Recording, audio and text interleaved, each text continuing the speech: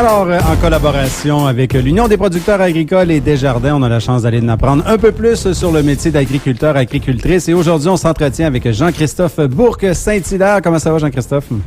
Ça va très bien, toi aussi? Oui, très bien, merci. Mais tout d'abord, tu es un ami de mon cher collègue Olivier Turcotte. On se connaît de longue date. Moi, je voulais proposer qu'on parle pas de ta ferme puis qu'on parle juste des tigres de 2005.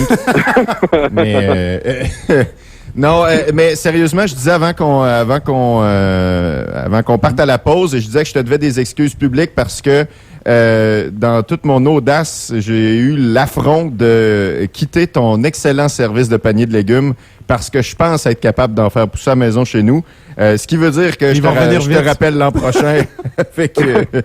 Mais on a grandement apprécié ton service. Tu fais de tout là, sur la ferme. Tes journées doivent être extrêmement bien remplies. C'est sûr que, mettons, on parle dans le domaine maraîcher. Moi, je fais les légumes, puis je fais aussi la framboise hydroponique. Mais si on parle de l'entité de la ferme, c'est Ferme Beauceval, c'est Fraisière-Bourg, puis les jardins de Jean-Christophe. Fait qu'on fait du bœuf, on fait du porc, on a la fraisière. Fait que c'est sûr que au niveau horaire de travail puis charge de travail, ça fait des belles et grosses semaines.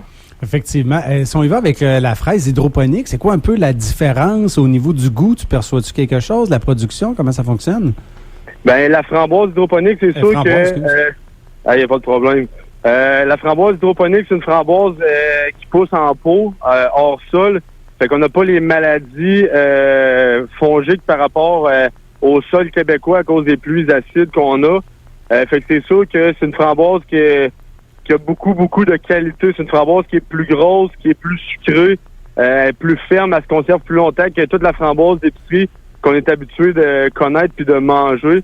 Fait que c'est sûr que c'est un produit chouchou quand le monde apprenne à les découvrir. C'est-tu comme ben d'autres productions que tu en as différents? Je sais pas si le terme cultivar est le bon, mais pour en avoir plus tôt dans l'année puis plus tard, ou il y en a seulement qu'une variété, si on veut?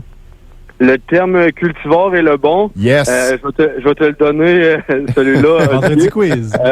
Par exemple, je te dirais que la framboise hydroponique, la variété que moi j'ai, c'est la Tulamine.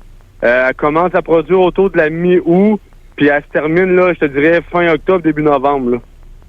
Si on y va avec les paniers de légumes, comment ça fonctionne? Et puis, quelle est la diversité de légumes que vous produisez? Je te dirais qu'au niveau diversité de légumes, là, j'ai environ entre 35 et 40 légumes différents. Puis là, ça, c'est, mettons, je te parle que la carotte et la betterave, c'est 2 légumes différents, mais les variétés, mettons, la variété de carottes, j'ai 6 variétés de carottes différentes. La betterave, j'ai 6 variétés de betteraves différentes aussi, par la orange, la rose, la blanche. Fait que c'est sûr que c'est exponentiel quand on rentre dans chaque cultivar.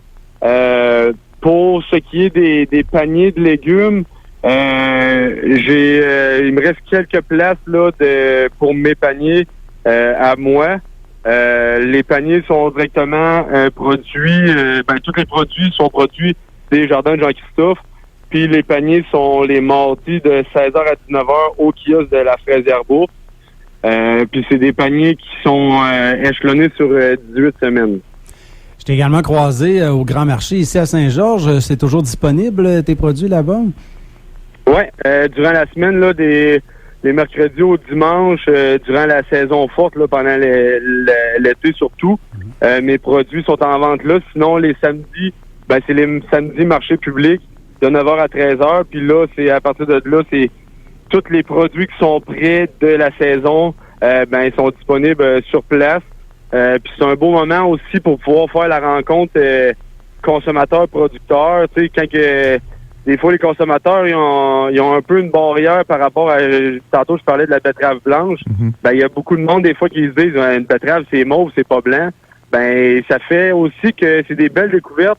Puis quand t'as pas le producteur pour essayer de parler puis de demander c'est quoi la différence entre la betterave blanche et la betterave mauve, tu l'essayeras pas. Mais quand ton producteur il est là puis que tu lui demandes, ça se peut que tu lui fasses plus confiance puis que tu aies l'audace d'essayer le produit. Puis souvent, quand tu l'essayes, tu retournes pas en arrière parce que les nouvelles variétés qu'on produit, c'est tout le temps des variétés qui sont meilleures puis que justement au niveau cuisine, transformation, ben ils gagnent à être connus. Là. Puis t'es en mesure de nous aider à les apprêter, à les utiliser comme du monde. Moi, je sais qu'avec les paniers, c'est ce qu'on appréciait, mon épouse et moi, c'est que on se ramasse avec un paquet de légumes, puis ben faut qu'on les passe parce qu'on veut pas en gaspiller, mais on peut bénéficier de quelques conseils pour savoir justement ben quoi faire avec une rabiole comme du monde. Puis c'est là que le bénéfice de rencontrer le producteur directement rapporte. Là. Oui, exactement. Puis je pense que Olivier, tu me connais un petit peu plus personnellement. J'ai une grande gueule de nature, puis je pense pas que c'est négatif, mais tu sais, j'adore la proximité avec le consommateur. Je pense que c'est ce qui fait aussi la réussite des jardins, c'est que justement, je suis très ouvert à parler avec le consommateur, puis je suis là aussi pour répondre à leurs questions. Puis c'est sûr que je fais pas des légumes qui sortent tant que ça de l'ordinaire, mais quand que je le sais que, mettons, on a parlé de la rabiole, et peu importe, là, mettons, on va parler de la courge delicata. C'est une courge, surtout d'hiver, qu'on peut transformer cuite au four. Mais je sais que ça sera pas un légume que le monde connaisse beaucoup, puis que peut-être qu'il va en avoir un peu une réticence à le cuisiner. Ben, je vais donner une recette qui est quand même assez simple pour que le commun des mortels ait le goût de l'essayer, plutôt que de donner une recette qui est hyper complexe, puis que ben des chances que ça se termine au compost. Ouais, des fois, c'est dans la simplicité que c'est le meilleur. Hein? Oui, exactement. Merci beaucoup, Jean-Christophe. Toujours un plaisir de te parler. Puis on a bien hâte d'aller savourer tes bons produits, surtout vos fraises. Yes, merci. Bonne journée, Jean-Christophe Bourque, Saint-Hilaire. On s'arrête.